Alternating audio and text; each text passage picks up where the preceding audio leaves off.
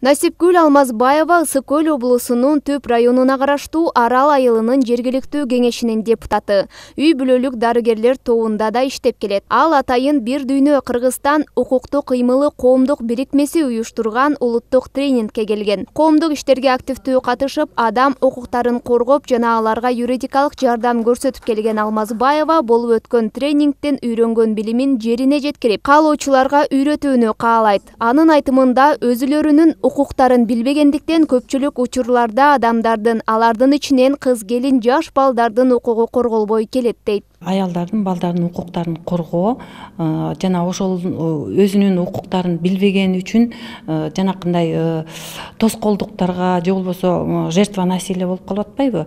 Ошол жөнүндө биз жерлерине жеткирели дегенбиз да. Анан мисалы үчүн зордук зомбулук десе эле биз аялы күйөөсүн уруп койду же болбосо бир ушундай бир багытта карап алганбыз да.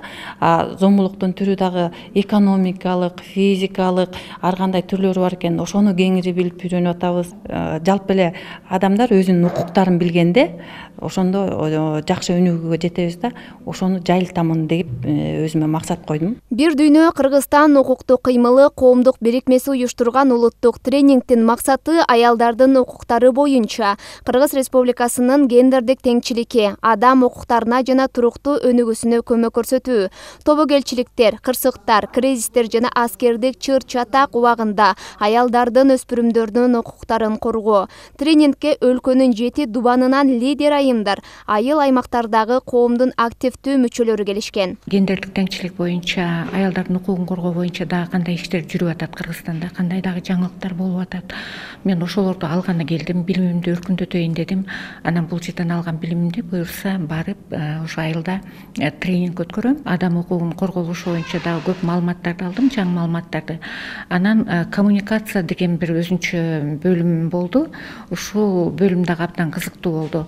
Биз мындай күнүмдүк жашообузда көп маани бере бербейт экенбиз, бирок ушул коммуникация бизди көп ийгиликтерге алып бара турган нерсе экен да. Биз ошону туура уюштурсак, туура билсек, колдоно билсек, ошол биздин жеке жашообузда дагы, карьерабызда дагы мындай ийгиликке жетелей турган нерсе экен да. Тренинг 2 күнгө созулуп, өлкөнүн ийгиликтүү айымдары келип, тренер катары катышуучулардын суроолоруна жооп берди. Анда күнүмдүк турмушта болгон көйгөйлөрүн ортого салып, аны чечүүгө жана андан ары аракет кылууга далалат көрсөтүштү. Поздравляю, что вы прошли. Такой авторитет иметь для женщины, это вообще что-то, да? У меня два вопроса. Один по гендерному, один по... Айымдардын көтөргөн күнүмдүк турмушка таасир эткен эң орчундуу маселелер, социалдык тармактагы эң орчундуу маселелер бул билим берүү жаатында, саламаттык сактоо жаатында, пенсиялар боюнча, ипотека, кредиттер боюнча болгон маселе, күнүмдүк турмушка таасир эткен маселелерди көтөрүшүп, ошол боюнча пикир алыштык. Региондордо иштеген, анан иштебеген кызматкерлер боюнча арыздар түшүп жатат. Мунун баарын сөзсүз түрдө жазуу түрүндө азыр чогултуп алдык.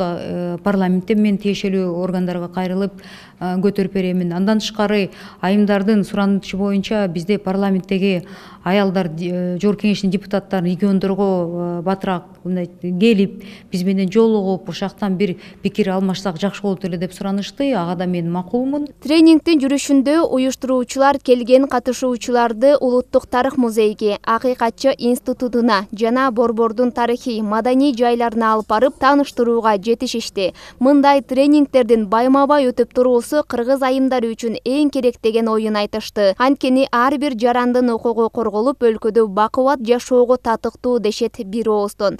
Алтынай Шайдылдаева, Эсен Үсөнов, Таңкы, СТВ.